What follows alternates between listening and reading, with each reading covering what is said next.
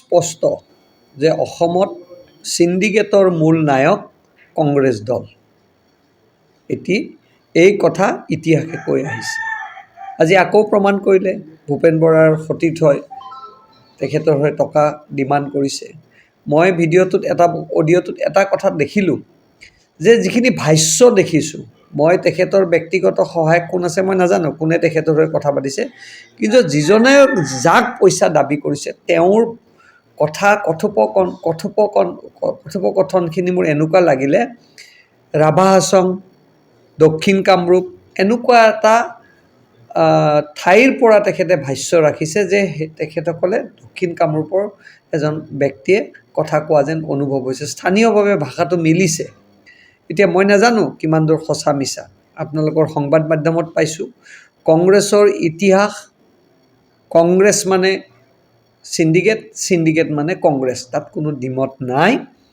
আকৌ প্ৰমাণ কৰিলে বিৰোধী মানে সিন্ডিকেট, সিন্ডিকেট মানে বিৰোধী, এইটো প্ৰমাণ কৰিলে।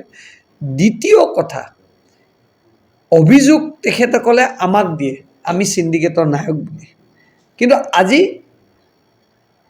কথোপকথন কাৰ ওলাইছে? সন্মানীয় সভাপতিজনৰ। কিয় এইবিলাক ওলাবলৈ পাইছে? তাৰমানে এনেকুৱা কাম তেখেতসকলে কৰি থাকে।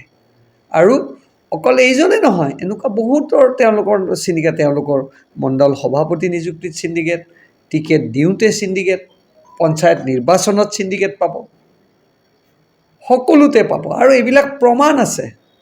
বহুত দলীয় সতীৰ্থ হয় পইচা ডিমাণ্ড কৰা বুলি এটা সময়ত সেই দলত থাকি ওলাই গুচি গৈছে। কেন্দ্ৰীয় নেতৃত্বও তাৰে ভাগ লয়, ৰাজ্যিক নেতৃত্বও তাৰে ভাগ লয়। মই কোৱা নাই, তেওঁলোকৰ লগত থকা ব্যক্তিসকলে এইবিলাক এটা সময়ত কৈছে। আমি ব্যস্ত হৈছোঁ সমাজৰ কামত, তেখেতসকল ব্যস্ত হৈ আছে সিন্ডিকেটৰ কামত। পাৰ্থক্য এইটোৱে।